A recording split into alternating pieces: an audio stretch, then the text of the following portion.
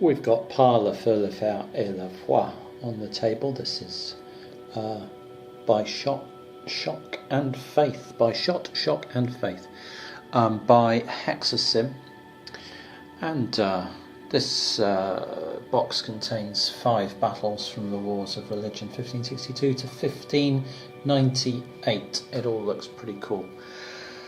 I've got on the table La Roche L'Abeillie, and just set up the Catholics here. I had a run through of about 4 turns of this just to remind myself how it kind of plays out, because I'd only played one scenario before, and as it turns out, that scenario is a complete washout. It's almost like it doesn't say, but it's a tutorial essentially in which one side has 5 or 6 times as many troops as the other side and much easier victory conditions. And so if you play that thinking it's natural scenario, you can come away very puzzled as to what the Huguenot player is supposed to do, because the Catholics have just got like a huge army, and the Huguenots have got like one guy with a stick. So yeah, that is confusing. But here we've got an actual battle on. So I've set the Protestants up here. They've got a forward force here. Around a sort of windmill here, and a little town there, La Maison Blanche, the White House. Wow. And yes, windy windmill and a town here. And then they've got artillery and some very tough Swiss pikemen up over in this area. All kind of in reserve, but in this game reserve just means you're in a sort of neutral command, you're quite flexible, and some cavalry down here. Now these cavalry are, interestingly, are part of this command here, so start the game isolated, which is out of command, and so we'll have to try and get through this thick forest back into command of their commander over here. And the Huguenot forces are down here. They are going to bring on some very tough cavalry under Coligny, together with this wing, some arquebusiers and some mounted arquebusiers and some arquebusiers, and this wing here as well. No, not that one. This wing here as well. More arquebusiers and mounted arquebusiers. And these guys, this is their sort of heavy infantry, the equivalent of the Swiss pikemen that they've got, Landsknecht kind of units. They'll come on in turn 6, so halfway through this 12-turn game. Be worth looking at what we're trying to achieve for either side. That wasn't something I really concentrated on when I was sort of hacking through 4 turns of this just to check the rules out. I was really trying to work out, just get movement, combat, etc., leadership down. So let's have a look at what each side, each side is trying to do. Catholics, 6 victory points for the elimination of Coligny. So, okay, so this guy here, very valuable. 3 for the elimination of any of the other leaders, Bricmont, Rouvray, or Rochefoucauld. 1 for Argelès, Arquebusiers, and Chevaux Légers. 3 for gendarmes, reiters, and Landsknechts. 5 if at least one Catholic non-isolated unit occupies 3 to 8 at the end of the game, which is down here. Unlikely. So, but we're getting 42 out of 78 potential victory points. We're getting 42, 58. All the rest of them, in fact, other than that 5, we're getting 73 of them for casualties. Okay, that's useful to know. And the Huguenots, 4 for eliminating Saul Tavan, who is, I believe, up over here commanding the artillery. 2 for Strozzi, who is skirmishing on the front line here. 1 for Santa Fiore, or Pfeiffer. Pfeiffer's leading the Swiss pikemen, Santa Fiore, this split unit here of cavalry and infantry. Santa Fiore's in there. Okay, what else? We're getting 1 for Argelais, Arquebusier, pikemen or chevaux légers, 3 for Swiss units. That's a lot of victory points there.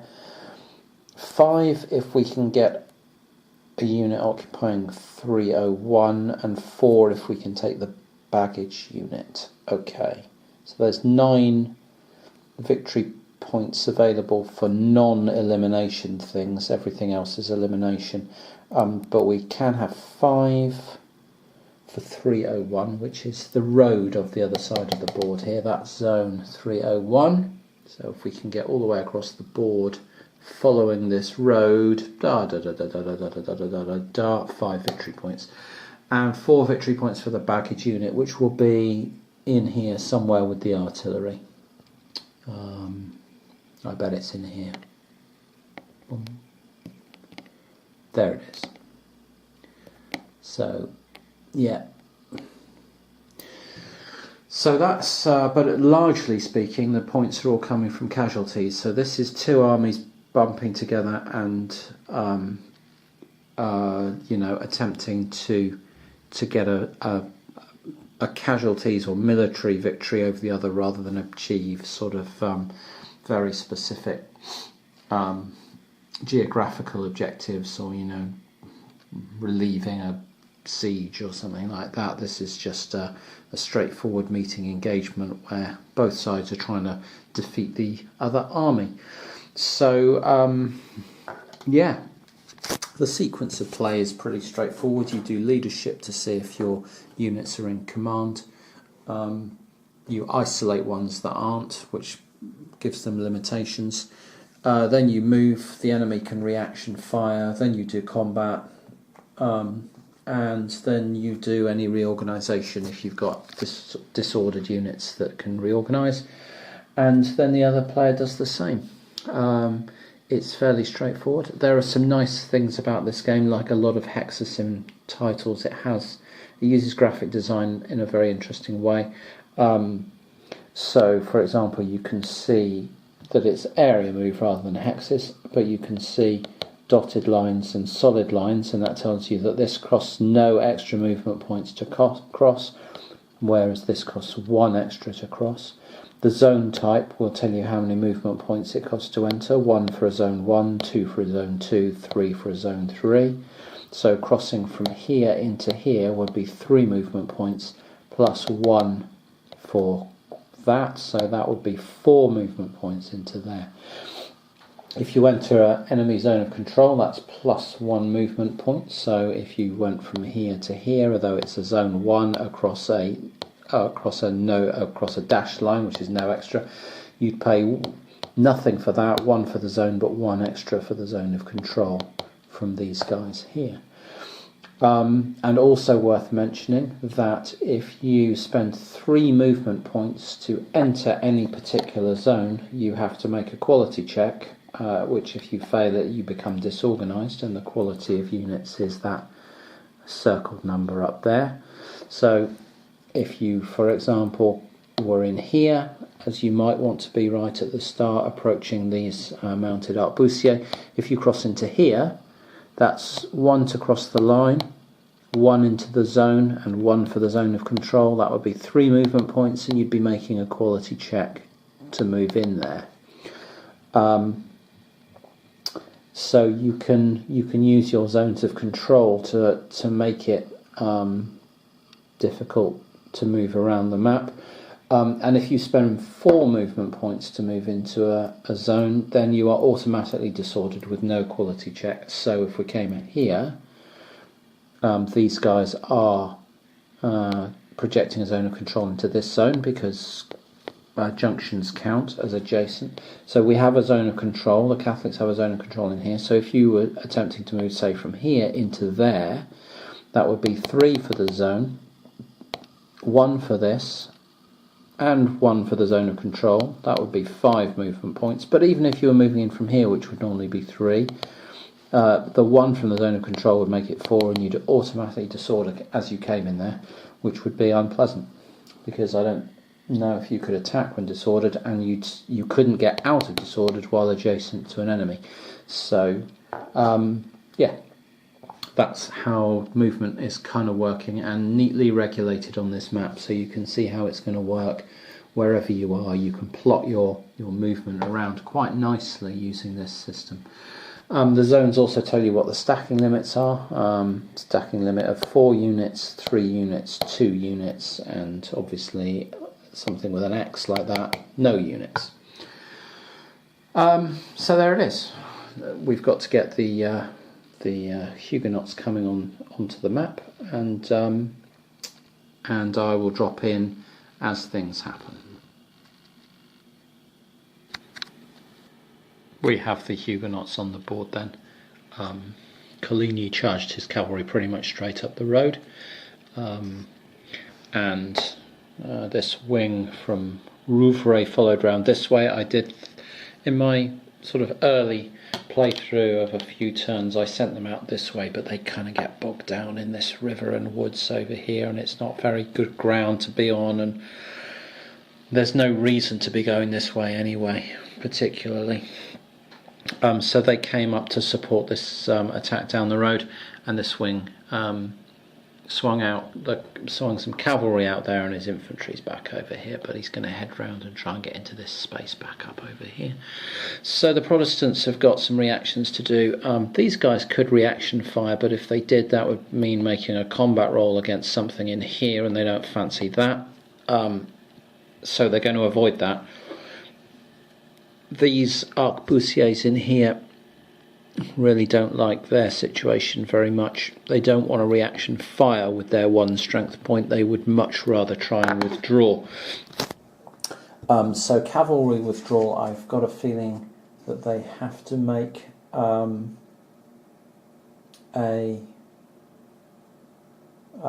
quality check. Yeah.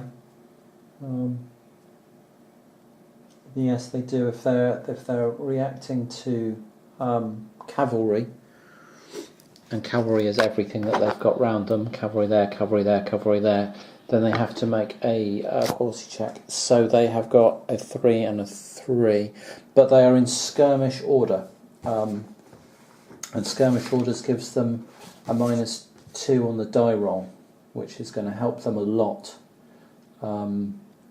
You can see over on this table, the orders are advanced rules, but over here on this table you can see skirmish, and it says reaction requirement -2 to the die roll. So let's give them a couple of die rolls. 4 and 6. So one of them makes it with a -2, but the 6 with a -2 is 4 and doesn't make it. So one of these guys can withdraw and one of them cannot. I wonder if failing that dice roll has any effect. No, it just cancels the cavalry withdrawal. Okay, well they'll pull 1 cavalry out of here, back here, but the other one's going to have to stay put. And now the Huguenots are going to get to roll some attacks in. So this initial cavalry push by the Huguenots has had some impact. You can see disordered markers on on a range of Protestant Catholic units, but they haven't caused any step losses. The skirmish orders that these troops are under have allowed them to trade a step loss for a disordered marker. So a couple of times they took 2 step losses, and were able to convert one to a disorder and then maybe retreat and make the quality roll so that they didn't get a second disorder, which creates a step loss. So we've forced them back with our charge down the road, and we've also made their life a little bit more complicated in terms of they now have to try and get further away from us in order to recover from the disorder, and we'll try and keep that pressure on.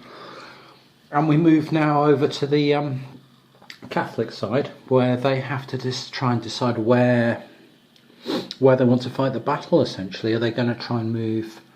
They can't move their artillery, and by special rule they're only allowed to move half of their very tough Swiss pikemen away from the artillery as well. They have to leave at least half of them behind to guard the artillery.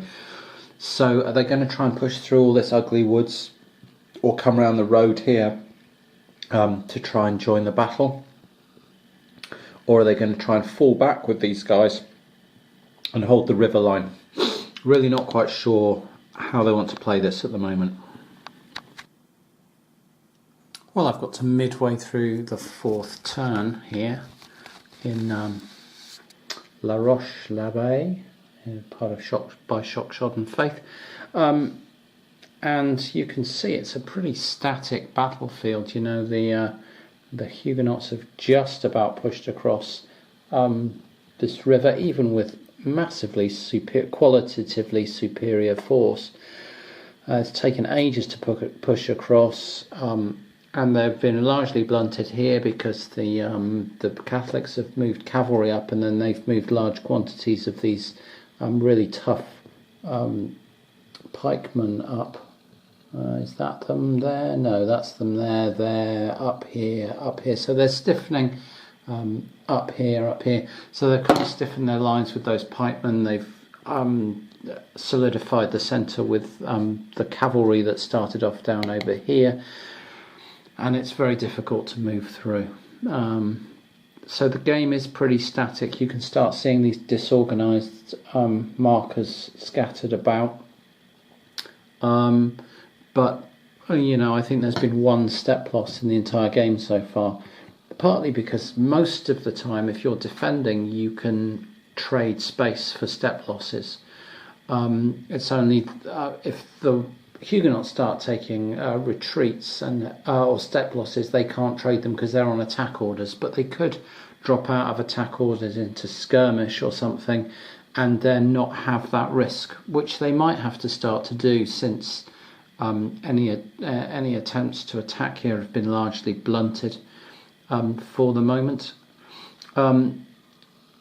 Interestingly, if you look at things like this as well, this is an empty area. Obviously, this windmill. If you, it's not immediately apparent, but once you start playing, you realise you can't move in there. Neither side can move in there because it's two movement. Well, no, this side can't move in there because of the stream. It's a movement point across the stream. It's 2 movement points to move in there, and it's +1 because there's enemy exerting zone of control. So to move in is 4 movement points, and you're automatically disordered, and then you can't get out of being disordered because you're adjacent to the enemy. So there are sort of terrain features that funnel you in these kind of strange ways, that are compressing the battle into quite small spaces, and the ability to just recycle, move away, trade your losses off, you know, reform your units and send them back in, is making it very static. Whether that's realistic or not, I don't know, but it's what's happening. Start of turn 6 here at Shock, and Faith, La Roche L'Abeillie, fought on the 25th of June 1569, and you can see there's some open ground between the Huguenot forces here, who've forced their way across the river, and the Catholic forces who've kind of withdrawn, and mainly just a little bit, and mainly that's because of all these disorganisations, and they'd had a couple of turns of very, very poor attempts to reorganise their army, and nothing's going quite right, and they started to find themselves in positions where they couldn't reorganise, so they pulled back, and they spotted this line, this hill line, which is quite evident from the colours of the map. If you look, you've got this darker green down here and a lighter green round here, and they spotted this hill line, which on the map has a white solid border, so it's slightly harder to fight across, and it extends up round this hill as well. And they thought, okay, we'll pull back from this lowlands around this river and this windmill, and we'll try and reorganise around this hill line here. And that kind of joined up their forces a bit better as well. They've now got cavalry and these Swiss pikemen strengthening their lines in quite a lot of places. And so we're going to see how easy it is for the Huguenots to break that down, if at all. On this turn, however, the Huguenots do get their reinforcements of all these lanzknechts coming in, so that's going to be interesting as well. So, yeah, the battle's kind of developing along. I've no idea how it went historically, but it's developing along quite interesting, seemingly plausible lines. It's quite, as I think I said before, the system seems to be quite static. It's quite easy to keep throwing fresh troops in the way, cycling disorganised stuff back and reforming it and throwing it back into the fray. And it's quite hard to break that down with the combat chart, even if you've got overwhelming superiority. Sometimes it's just a quality check either side, which both sides make, and nothing happens. So, and the other thing is that even when you score losses, step losses, if the other side's got a reasonable orders, it can trade step losses for disorganisation and zones. So you can just mitigate your losses by falling back disorganised. And when you've got stacks of units like this or like this, and you put a lead unit out and it falls back disorganised, you've still got a load of stuff. So it's very hard to advance because these zones are very, very rarely left empty by combat. So yeah, it is quite a static battle. It's interesting though, not quite what I was expecting, but still, once I'm getting my head into how it's being fought, it's actually more becoming more and more enjoyable. Perhaps I was expecting some sort of whirling, sort of open space, lots of thundering around OCS style, this is obviously very tactical and that's obviously operational. But you're not trying to outmaneuver and encircle and cut off lines of supply here. You really are just trying to exploit local superiority in some places to force the battlefield to change a bit. So I've made a bit of a mistake, not a mechanical mistake, but a tactical mistake with the Catholics here. You can see in here they've got a leader, one of their leaders, who was with a disorganised unit trying to help him recover, which is all very sensible. But in this fallback, because you can attack across vertices, not just across lines, he's now actually on the front line. In this battle line, these cavalry can charge up this hill and attack this disorganised unit, which is now adjacent to the enemy and attackable by all these cavalry. That puts him in the firing line with a very weak unit with him. And similarly over here, this guy also trying to reorganise someone, also now right in the front line. So the Huguenots are going to try and exploit this and attack into these two spaces to get up the hill and bring their forces to bear again, this really potent cavalry they've got against the infantry here. Avoiding enemy cavalry, and we'll see where we go. They've also brought their heavier infantry up towards this village with the view of striking this way and combining with these forces down here, and just letting these sort of sit there and look at each other, because they're tying up quite a lot of potent forces, these Swiss pikemen, but they're not coming down off their hill as yet. They're just going to stick with their defensive terrain and keep a watching eye. Okay, so this combat is looking quite costly for the Catholics, and I'm going to spend a little bit of time just talking about it. This group here attacked into here, and the attack value for the Huguenots was they attacked with this fire unit, these reiters with 6, and the the parentheses means they use fire, whereas closed brackets means they use shock, as in the shock, shot and faith. And you get the most benefit from having a combined force. So if you attack with a firepower unit, you want to support it with shock units, and vice versa. If you attack with shock units, you want to support it with firepower units. So here he's got 6 strength. He's got a class of A against this disorganised unit's class of D, and I'll just put that disorganised underneath this so we can see what we can do. So he gets a +1 for being a better class, a superior type of unit, so that's a 7. And he's got support from 2 shock units, these gendarmes here and these chevaux légers here, and that's another +2. So he's on a total combat rating of 9. And then his opponent, these disorganised, whatever they are, arquebusiers, they might be dismounted arquebusiers, I don't know what they are, but they have firepower of 2. They've got a +1 because of the because these guys are attacking uphill across a solid line, but they've got a -1 for being disorganised. They end up with a value of 2. 9 against 2 is a net 7.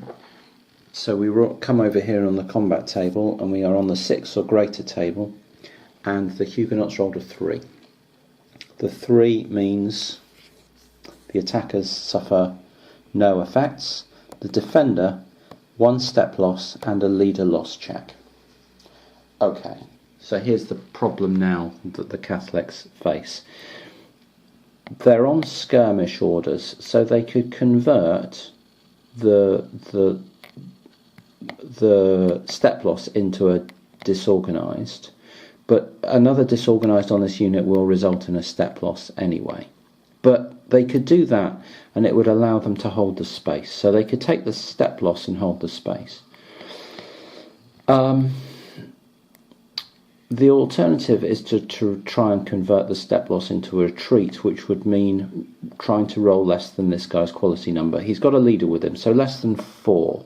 If they could roll 4 or less and make the quality check, he could just retreat into here, staying disorganised, and take the leader with him.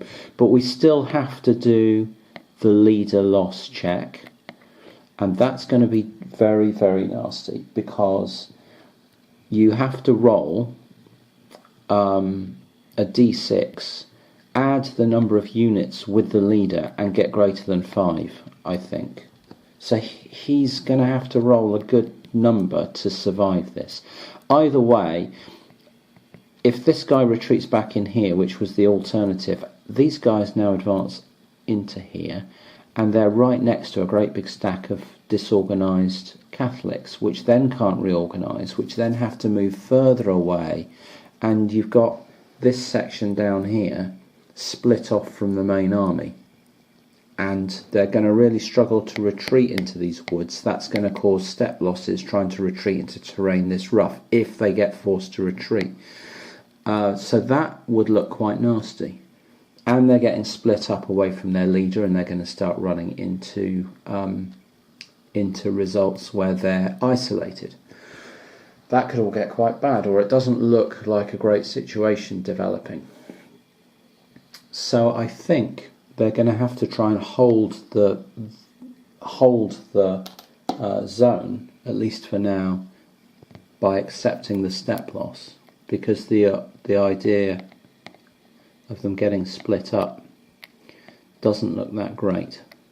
And then we have to make a roll for Santa Flore here.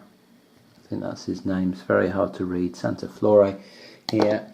And yeah, a leader loss check. Let's see if I can find it. The play aids aren't great. Let's see if I can find it in the rule book. Leader casualties. For each leader in the relevant zone, roll a d6, add the number of friendly infantry, cavalry and artillery units remaining in the zone. If the modified result is strictly below 5, the leader is killed. So, strictly below 5. He's got 1 unit with him. He's rolling a d6 plus 1. He gets a 1, +1 is 2, and he is gone. So Santa Flore is killed, and he's actually flipped and replaced with this is a chef colon, which is a general leader now that replaces him. So he can't be killed again. However, that was victory points for the Huguenots, who are going to get 2 VPs for his demise. And when an eliminated leader, a leader is eliminated, I think all of his units belonging to his column immediately make a quality check. So now I have to go around and make rolls for all his units, and this could also be disastrous. Well, over here, Strozzi has got the worst possible result he could have got. The attack by the charge by these cavalry into his arquebusier, his leadership and the terrain meant it was rolled out on the 4 table, and the attacker got this result: 0 quality check. The arquebusier, even with his 5 leadership, rolled a 6 and failed the quality check, and they were already disorganised, so they died. Had they taken a step loss with the skirmish orders, they could have tried to withdraw, and he could have withdrawn with them. But the fact that they just failed a quality check in place and were defeated and died now means this zone is empty, and the attackers can advance into it, and leaders in a zone alone when the attacker advances in are killed. So there's no withdrawal for them. So these cavalry here and their supporting unit, which were these arquebusiers under here, have rolled into here, taking out the arquebusiers and killing Strozzi with them. So he's now done, and I suppose I'll have to retreat his leader into a nearby hex, away from the fighting. So I suppose he has to come maybe into here or something. So yeah, that's all very rough, and it also means that again, across the board, they're going to have to make quality checks for all the troops in his column, which again could get quite bad. They came up a bit lucky over here. They suffered a couple of disruptions, one here, lost a step there. That guy was already disrupted, but this whole stack made all their quality checks, and this stack here, with the exception of one, made all theirs, but they've got to go through that process again now. Coming into turn 8 of 12 then, in here at La Roche L'Abeillie, by Shock, Shot and Faith, again by Hexasim, and the Catholic army has kind of stabilised its position here. It's now got a pretty solid line along this hillside, with these tough Swiss pikemen, in most cases backed up by some firearms, some shot units, some arquebusiers or something like that underneath them. A bit like that. Over here they've got their cavalry holding the line again with some firearms units, and just controlling this hillside here and that line up there. And tough enough now to pretty much go head to head with this cavalry over this quite more difficult terrain. So although these are 6s and A's and these are 6s and B's, there's really very much in it in terms of give and take of the combat results. You're going to be on the 1 or 2 table or whatever, nothing great. So there's going to be again some sort of attritional battle along here to see if people get bad results, and maybe get disorganised and have to retreat and open up opportunities. But it's quite slow going now. There's no grand breakthroughs here. On this side, the Lanzknechts are moving up to support, and and try and offer an extra bit of momentum in this push to try and break through into the more open ground back here where they might have more luck. But at the moment the attacking is kind of bogged down. The victory points are there's about seven or eight victory points for the in the lead for the Huguenots. I said that all wrong. The Huguenots are about 7 or 8 victory points in the lead, which is still a draw on the victory level chart. They need to do more to get a tactical victory, and considerably more to get a major victory, and a decisive victory is way out of sight. So this is looking like it's going to go to a draw, which in my first real full game of it is not entirely surprising. But I feel like I'm starting to understand how the system works and how battles are likely to develop with this system as well.